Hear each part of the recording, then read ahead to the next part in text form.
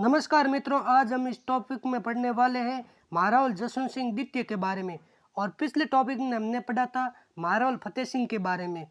इस वीडियो को शुरू करने से पहले मैं आपको बता दूं कि अगर आप चैनल पे नए हैं तो चैनल को सब्सक्राइब करें, वीडियो को लाइक करें और वीडियो को फटाफट शेयर कर दें।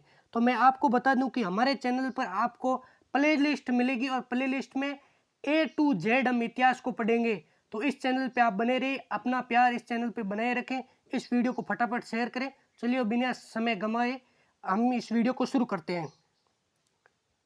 डूंगरपुर के स्वामी महारावल फतेह सिंह की मृत्यु 1808 में हुई।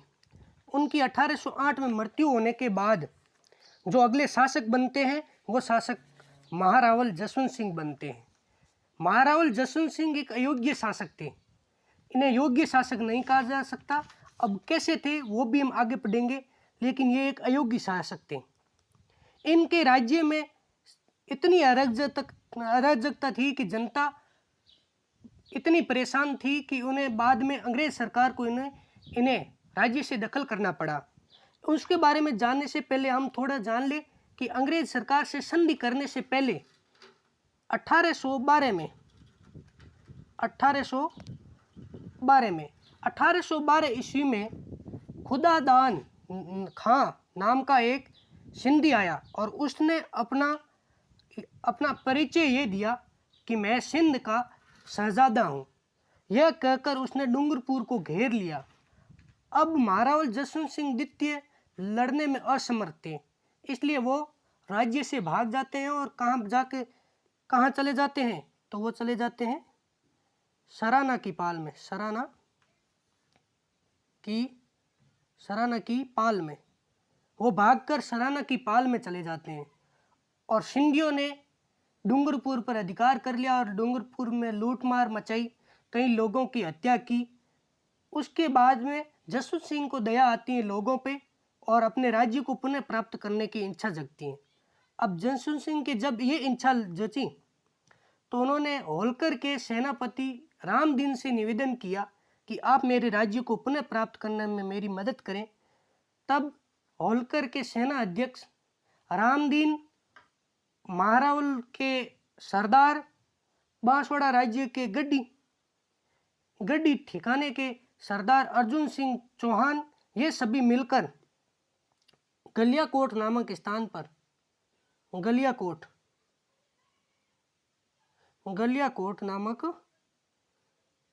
पर खुदादान खान से युद्ध करते हैं। और खुदादान खान से युद्ध करने से इस युद्ध का निश्चय यह निकला, इस युद्ध से परिणाम यह निकला कि इस युद्ध में उसकी सेना को तो हानि बहुत हुई, लेकिन इस युद्ध में महारावल जसवंत सिंह को उसने पकड़ लिया। अब देखिए जसवंत सिंह के जान पे बनाई है। और जसवंत सिंह को किसने पकड़ लिया? जो कह रहा है कि मैं सिंध का शहजादा हूं, खुदादाद ने पकड़ लिया। अब देखिए जसवंत सिंह पे दया करके अंत में क्या करते हैं, अंत में थाना के रावत सूरजमल के हाथों खुदादाद मारा जाता है। किसके हाथों? सूरजमल के हाथों से। और सूरजमल ने महारावल जसवंत सिंह को कैद से छुड़ाया और डूंगरपुर का सिंहासन वापस सौंपा। अब देखिए इन दिनों में राजपूताने के कई राजाओं ने बाहरी आक्रमणों से बचने के लिए, मराठाओं से बचने के लिए क्या किया?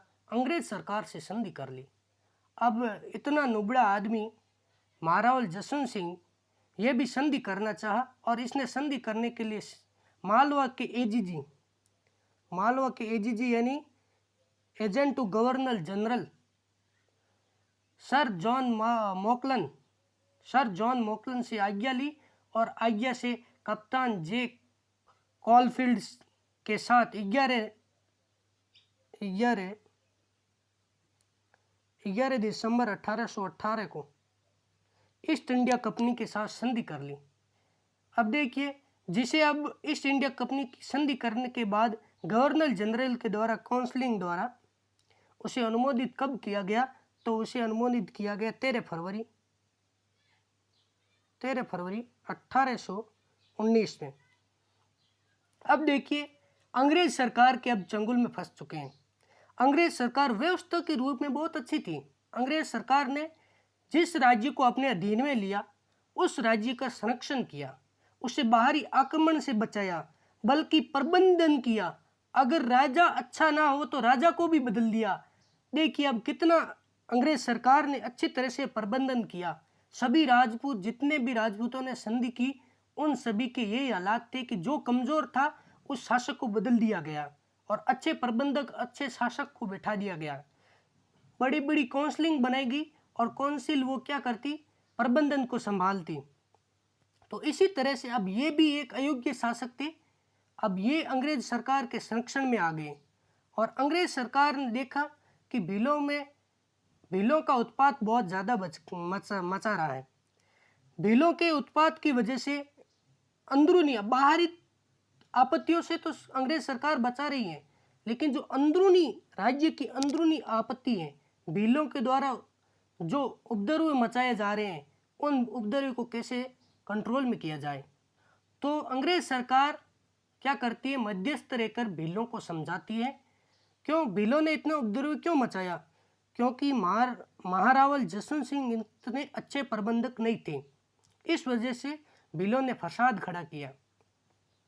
अब देखिएगा, यह सब देखकर कैप्टन मैकडोनाल्ड को यह लगा कि महाराज इतने अच्छे से शासन का प्रबंधन नहीं कर पा रहे हैं, शांति संभव नहीं है इनके राज्य में।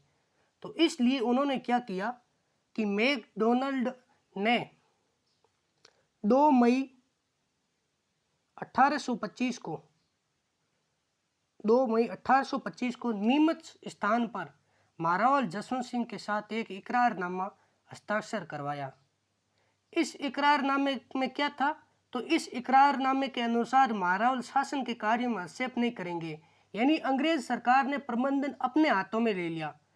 अंग्रेज सरकार कैसे प्रबंध करेगी, कैसे नहीं करेगी, किस तरह से राज्य की सभी सेवाएं उपलब्ध कराएगी, जनता को सेवा उपलब्ध कराएगी, जो छोटे छोटे भीलों द्वारा विद्रोह किए जा रहे उन विद्रोह को कैसे दबाएगी, ये सभी अंग्रेज सरकार निश्चित करेगी और महारावल इसमें हस्तक्षेप नहीं करेंगे।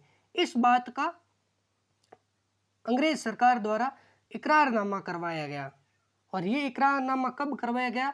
तो 2 मई 1825 को करवाया गया। इस इकरारनामे के अनुसार महारावल ने अब हस्तक्षेप नहीं कर सकते। अब अंग्रेज सरकार ने क्या किया? अंग्रेज सरकार ने किसी योग्य व्यक्ति को मंत्री बनाकर शासन को संभालने की योजना बनाई। क्योंकि अंग्रेज सरकार ने देखा कि अगर किसी योग्य व्यक्ति को महारावल का मंत्री बना दिया जाए तो वो प्रबंधन अच्छे से कर देगा, उसकी आवश्यकता महसूस हुई। फिर पॉलिटिकल एजेंट ने पंडित नारायण को वहां का मंत्री बनाया। पंडित नारायण को मंत्री बनाया, प्रबंधक बनाया और प्रबंधनकर्ता बनाकर ठाकुर गुलाब सिंह सुरमा को और सरदार सिंह सोलंकी को उसका सहायक नियुक्त किया। इस तरह से अब प्रबंधन तो अपने हाथों में ले लिया अंग्रेज सरकार ने इस तरह से प्रबंधन अपने हाथों में लिया और प्रबंधन को अच्छा करने की कोशिश की। लेकिन अब देखिए कि राज्य में कानून व्यवस्था का जर्जर हालात हो गए। कानून व्यवस्था अत्यंत ही दयनीय हो गई और कानून व्यवस्था को अच्छा बनाने के लिए अब डूंगरपुर अंग्रेज सरकार के अधीन था। इसलिए अंग्रेज सरकार ने इस कानून व्यवस्था को सुधारने के लिए जरूरी समझा। अंग्रेज सरकार ने कहा कि हमें ही अब सुधारना पड़ेगा, महारावल के हाथों में कुछ नहीं रहा। तब अंग्रेज सरकार क्या करती है? अंग्रेज सरकार राज्य की स्थिति को सुधारने के लिए प्रतापगढ़ देवलिया, जिसे देवलिया कहा जाता है, प्रतापगढ़, आप प्रतापगढ़ कह सकते हैं, नहीं तो देवलिया कह सकते हैं, उनके बारे में भी आगे पढ़ेंगे, प्रतापगढ़ के बारे में पढ़ेंगे। प्रतापगढ़ के राज्य के जो स्वामी थे महारावल, वहाँ के भी शासक महारावल की उपाधि लगाया करते थे। महारावल सावंत सिंह के छोटे पुत्र दलपत सिंह को महारावल का उत्तराधिकारी बनाया गया, यानी महारावल से कहा गया अंग्रेज सरकार द्वारा कि आप दलपत सिंह को गोद लें और अपना उत्तराधिकारी बनाएं, जिससे ये जो शासक बनेंगे इसकी वजह से ये योग्य है, दलपत सिंह एक योग्य व्यक्ति हैं और इससे आपके राज्य की स्थिति अच्छी होगी। और इस तरह से 1825 को दलपत सिंह को प्रतापगढ़ से डूंगरपुर लाया जाता है और एक दत्तक के रूप में लाया जाता है। दत्तक का मतलब ये हुआ कि गोद लेकर लाया जाता है कि आप आइए और इस राज्य को संभालिए। और इस तरह से राज्य शासन संबंधी समस्त अधिकार दलपत सिंह को दे दिए जाते हैं। और दलपत सिंह थे कहाँ के? तो दलपत सिंह थे देवलिया यानी प्रतापगढ़ के थे। अब देखिएगा 1833 में दलपत सिंह के बड़े भाई केसरी सिंह का निधन हो जाता है और केसरी सिंह की कोई संतान नहीं थी। जब संतान नहीं होती है, भावी उत्तराधिकारी नहीं होता है, तो सामंत सिंह ने यह चाहा कि मेरा पुत्र यानी मेरा पौत्र, माफ कीजिएगा पुत्र नहीं पौत्र, ये दादा थे, सामंत सिंह दादा थे दलपत सिंह के। इसलिए दलपत सिंह के जब बड़े भाई केसरी सिंह की मृत्यु हो जाती है 1833 में हो जाती है, तो दादा ये चाहते हैं कि मैं अपने पुत्र के पुत्र यानी पौत्र को यानी पोते को दलपत सिंह को प्रतापगढ़ का स्वामी बनाऊं। और इस तरह से दादा अपनी इच्छा जाहिर करते हैं दलपत सिंह के सामने। सामंत सिंह अपनी इच्छा जाहिर करते हैं कि दलपत सिंह, बेटा दलपत सिंह, आप एक काम करो, आप प्रतापगढ़ के स्वामी बन जाओ, डूंगरपुर से हमें लेना देना नहीं है, आप हमारे उत्तराधिकारी बनो, हमारे वंशज को आगे बढ़ाओ। अब देखिए दादा की इच्छा होने के कारण वो प्रतापगढ़ आ जाते हैं दलपत सिंह और प्रतापगढ़ से डूंगरपुर का राज्य कार्य संभालने लगते हैं। और इस तरह से 1843 में महारावल सावंत सिंह का देहांत हो जाता है। और सावंत सिंह के देहांत के बाद दादा की इच्छा के अनुसार, अब दादा की इच्छा चल रही है दलपत सिंह के, दादा की इच्छा के अनुसार वे प्रतापगढ़ के स्वामी बने। लेकिन उनके पास अब डूंगरपुर राज्य भी है। उनके पास डूंगरपुर राज्य होने के कारण वो अंग्रेज सरकार से अनुरोध करते हैं कि आप एक काम कीजिए कि मैं इतना अच्छा प्रबंधक हूँ कि दोनों राज्यों की मैं अच्छे से प्रबंधन कर सकता हूँ, दोनों राज्यों का शासन कार्य मैं चला सकता हूँ। और वे क्या करते हैं, डूंगरपुर और प्रतापगढ़ दोनों राज्यों का शासन चलाते हैं। इधर अब दूसरी तरफ जसवंत सिंह को राज्य कार्य से दखला दे रखा था। अंग्रेज सरकार ने जसवंत सिंह को राज्य के सभी कार्यों से निकाल दिया था, क्योंकि अब दलपत सिंह शासक थे। अब इस तरफ महारावल जसवंत सिंह क्या करते हैं कि अपने खोए अधिकारों को पुनः प्राप्त करने के लिए नांदली